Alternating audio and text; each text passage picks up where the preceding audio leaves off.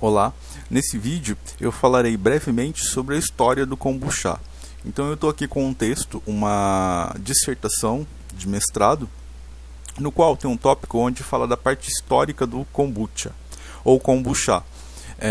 A origem do kombucha é incerta, mas acredita-se que ela tenha surgido na Manchúria, que é uma região no nordeste da China. Então isso já vem sendo passado.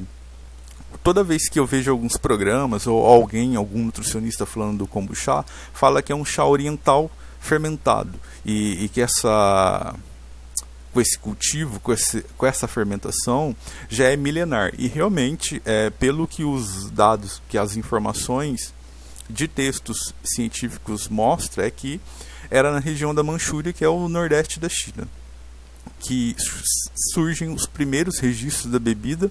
Eles datam de cerca de 221 a.C., ou seja, já tem aí 2.200 anos de alguns registros desse chá fermentado.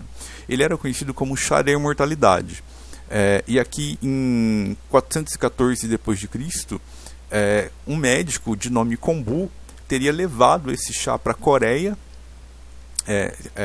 teria pegado esse kombucha da Coreia para o Japão para poder curar alguns problemas digestivos de um imperador chamado Imperador Inkyo. Então, naquela época, eles já usavam esse chá como medicinal. A gente sabe que a medicina oriental ela é diferente da ocidental, ela se desenvolveu de uma forma diferente. E é interessante que a gente nota que os probióticos, boa parte dos probióticos, tem origem no Oriente. O Ocidente parece que desenvolveu mais a produção de bebidas alcoólicas. A gente pega aqui o Império Romano, com a produção de vinho e bebidas alcoólicas, e mesmo ali a região da Germânia, a antiga Germânia, Bavária, com a produção também de bebidas alcoólicas a partir de grãos como a cerveja, a partir de grãos como o trigo, a cevada, para produzir a cerveja. E até mais ao norte, o pessoal da região nórdica ali que fazia o hidromel, que eles conseguiam fazer um fermentado de mel e de algumas raízes. Então você vê que o Oriente ele focou em bebidas ou coisas com propriedades medicinais. Então eis daí a justificativa por que muitos probióticos surgem do Oriente, principalmente ali da região da Mongólia, da China, do Japão.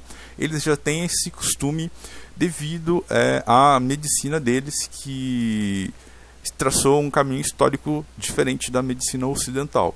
Continuando aqui, então, deu-se esse nome de kombu chá, ou chá do kombu, devido à história desse médico aqui, que pegou da Coreia e levou para o Japão. Como ali são populações geograficamente próximas e têm hábitos similares, então provavelmente esse chá que estava lá na região da Manchúria, que é o nordeste da China, ele foi se espalhando, se divulgando, e nesse ano aí de 414 d.C., lógico, não é uma data extremamente precisa, a gente não dá para precisar isso, mas alguém levou para o Japão, e daí surgiu esse nome. Aqui não fala a origem do nome, mas aqui, depois desse tempo todo, ficou meio que sendo um hábito cultural deles, e meio que só eles sabiam, só essa medicina oriental tinha esse conhecimento, não se propagou para o Ocidente. Então só agora no início do século XX,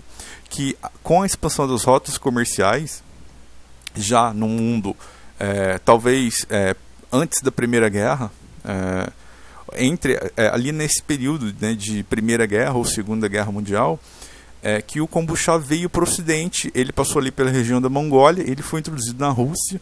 Os russos, eles pegaram muito dessa influência ocidental, e lógico, o vasto território russo permite isso. Então eles começaram a produzir kvass. Os russos já tinham domínio sobre a fermentação e também da destilação. Bebidas destiladas como a vodka era bem característico deles, e eles conheciam etapas de fabricação que eles conseguiam produzir vodka a partir de batata, de raízes. Eles conheciam propriedades medicinais de raízes, e lógico, eles simplesmente pegaram isso para a cultura deles também. Isso é muito característico dos russos. A própria história do kefir permeia ali a Rússia. E lógico, Aqui está falando que depois seguiu para a Polônia durante a Primeira Guerra Mundial, então foi se espalhando ali na região do Ocidente. E depois da guerra, o kombucha já estava presente na Alemanha e na Dinamarca. Isso é bem interessante, que já são países bem desenvolvidos. Na altura da Segunda Guerra Mundial, a bebida já era conhecida na Itália, na França e na Espanha. Lógico, foi um período conturbado, um momento histórico conturbado, mas teve migrações de tecnologia, de alimento para todo mundo, porque foi uma guerra mundial. E aí, aqui, devido ao racionamento de provisões, nomeadamente de chá e açúcar, parece que faltou, nesse momento da Segunda Guerra Mundial, faltou chá e faltou açúcar em algumas regiões do mundo, então o kombucha deixou de ser consumido, pois não era possível preparar. E lá em 1960, investigadores suíços relataram que o consumo de kombucha era tão benéfico quanto o iogurte. A partir daí, a popularidade da bebida aumentou. Então a gente vê que os chineses, a região ali oriental, sempre manteve esse costume, e esse costume se espalhou para o mundo a partir da Primeira e da Segunda Guerra Mundial, e depois, agora já numa época mais moderna, em 1960, os suíços meio que descobriram isso e espalhou para todo o Ocidente. É bem interessante a história desse kombucha, então é isso que eu gostaria de falar. A referência, eu vou deixar a referência desse texto aqui, para quem quiser ler com calma, procurar as outras referências, é essa dissertação aqui, kombucha, caracterização da microbiota e desenvolvimento de novos produtos alimentares para uso em restauração. É uma dissertação de mestrado do Instituto Superior de Agronomia da Universidade de Lisboa. Então está aqui a referência. Quem tiver curiosidade para ler esse texto, está em língua portuguesa, português de Portugal. Então é bem bacana. Aqui tem vários tópicos que eu pretendo falar em outros vídeos, mas é isso que eu queria mostrar. Deixa eu só voltar aqui para o início. Ok.